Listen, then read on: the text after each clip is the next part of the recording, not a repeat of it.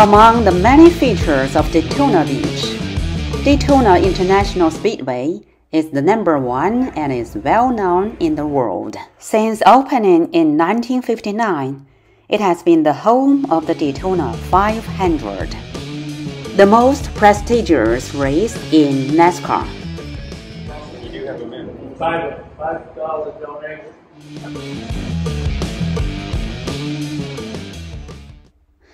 Let's go!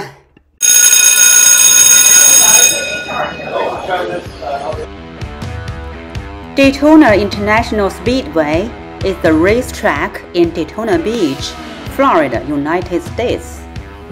On the basketball, what's your favorite driver?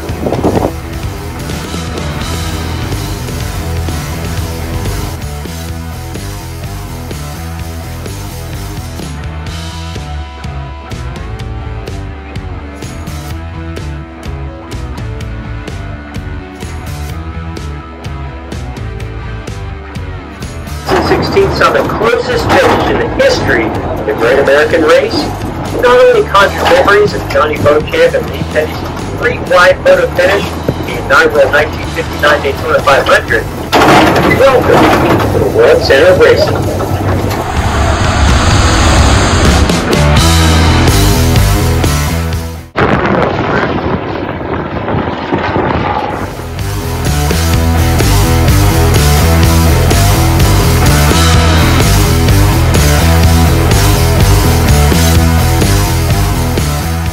Yeah, once that comes to a big stop, please drop the chains on the passenger side.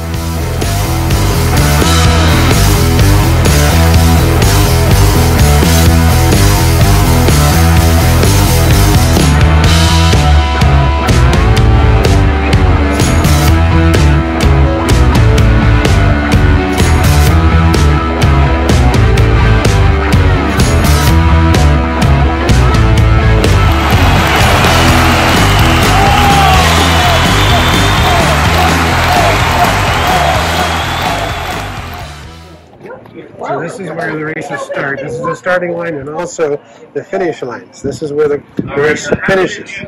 I'm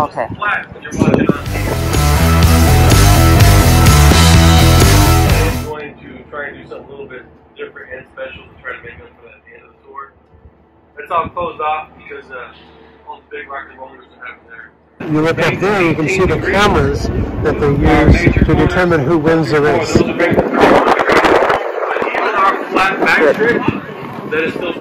Michael McDowell was the winner of the 2021 Daytona 500 race. His car now sits on display in the museum at the Daytona 500, just as it came off the racetrack that afternoon.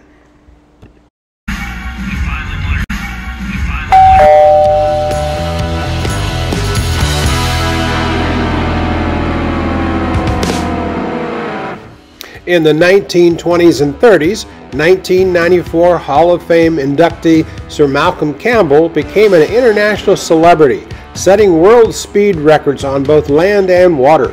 He named his cars and boats Bluebird after a theatrical play. This is his final record setter. Staggeringly heavy at more than 10,000 pounds, it's powered by a supercharged Rolls-Royce V12, displacing almost 2,240 cubic inch, more than 6 NASCAR Cup motors. In 1935, Campbell set a world record of 276.82 miles per hour on the sand here at Daytona. Later that year, he moved to the Bonneville Salt Flats and became the first to exceed 300 miles per hour on wheels. It was March 7th, 1935, when Sir Malcolm Campbell set the world speed record of 276.82 miles per hour here on the sands of Daytona Beach. A record attempt consisted of 2 runs, down and back to cancel for the wind bias, with a short time in between to service the car. The average of the 2 runs was your official speed. Due to the abrasiveness of the sand, the tires had to be changed between runs. Custom made for Campbell at a cost of $1,500 a piece, nearly $30,000 in today's money, they featured layers of silk covered by a thin coat of rubber. Changing them meant lifting the car. Although hydraulic jacks were in use at the time, Campbell decided these old-fashioned screw jacks, first used on the previous Bluebird, would help cut turnaround time and provide greater stability when installing the 225-pound tires on sand. There are attachment points on all four corners of the car. These are the jacks and two of the tires used on that fateful day at the beach in 1935. Hot rodding began in Southern California before World War II, with gearheads who stripped cars down and upped their horsepower for speed runs on a dry lake bed in the Mojave Desert. Bill Remington's was so coveted that it was featured in the first issue of Robert Peterson's new Hot Rod magazine in 1948. Remington's hot rod was later stolen from his mother's garage.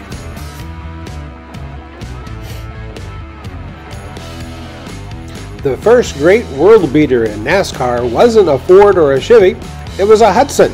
When Daytona Beach native Marshall Teague started racing and winning in one of its cars, the Detroit automaker rewarded him with the first true factory sponsorship in NASCAR. Soon, the king of the beach, Teague, with Smokey Yunick, Herb Thomas, and Tim Flock, dominated NASCAR. From 1951 to 53, they won 108 races and 3 straight titles. The Hudson nameplate disappeared in the late 50s, but was later immortalized in the Doc Hudson character in the 2006 film Cars, which was voiced by Paul Newman. This car is actually one that was used in making the movie Cars. Oh, which movie? Cars. Oh, Cars. The cartoon Cars. Oh, And yeah. I feel similar, very similar. Yes. You've seen it. Dudu has seen it. Yeah. Yes. And but this one was the real car, and this was actually drove by Paul Newman, the actor. He was the one that did the voice for the Hudson. Ah. In the 1950s, a hot rodder with no formal technical training dreamt of becoming the fastest man alive. Then he made his dream come true. The 1990 Hall of Fame inductee Mikey Thompson designed and built Challenger 1 in the garage of his El Monte, California home. Its 4 supercharged Pontiac engines produce about 500 horsepower each. A single lever changes gear in all 4 transmissions. A single pedal activates all 4 clutches. In September 1960, on the Bonneville Salt Flats, Thompson went faster than anyone had before, 406.60 miles per hour. The Americans triumphed. Wasn't an official record though, because an engine problem prevented completion of a required return run. The dream continued.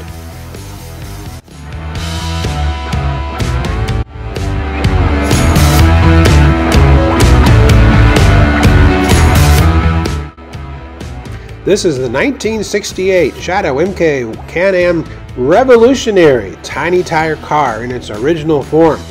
Shadow was a popular American racing team of the 1960s and 70s, led by former D-Day paratrooper Don Nichols. Thankfully, the original version of this car was reproduced. Jim Bartell, a Shadow enthusiast, completed this authentic, as-designed version of the car in 2020, with input from the original designer, Trevor Harris, 52 years after a mock-up graced a 1968 Road and Track cover. You are amongst the first to ever see this car in the flesh.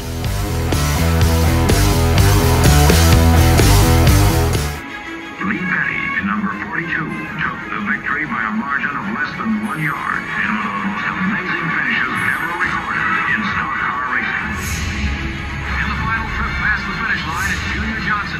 Johnson from North Carolina takes home top prize in the Daytona 500. With only 13 laps to go, Fireball Roberts has set a new record at every distance. But something is wrong. It is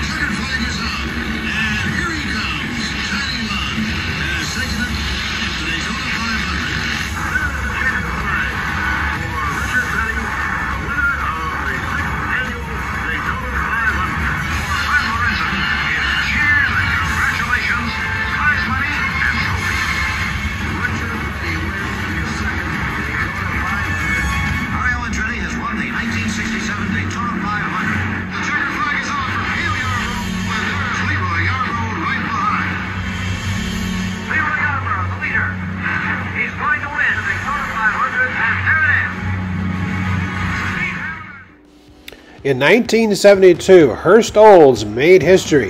The 1972 Hurst Olds is the only Indianapolis 500 pace car not provided by an automaker. Traditionally, automakers like Ford, GM, and Chrysler provided the pace cars for the Memorial Day Classic. When none came forward for the 1972, shifter magnate George Hurst stepped in and agreed to supply the Hurst Olds convertibles that pace the race, plus the dozens more loaned to the race dignitaries. During the 1980s, Bob Tullis's Group 44 created a series of ground-effect Jaguar sports cars. Although their non-turbo 7.0-liter V12s were down on power compared to the Porsche's 962, the carbon fiber Monaco machine was so exquisitely designed and engineered that they scored 9 wins plus a class victory at Le Mans. West Coast stock car legend and 2006 Hall of Fame inductee Herschel McGriff raced the Chevy in the NASCAR K&N Pro Series West event at Sonoma Raceway on June 23, 2012, setting a record at age 84 as the oldest driver to contest a NASCAR race. He finished 18th with his son Herschel Jr., then broke his own record 6 years later at Tuscan Speedway at age 90.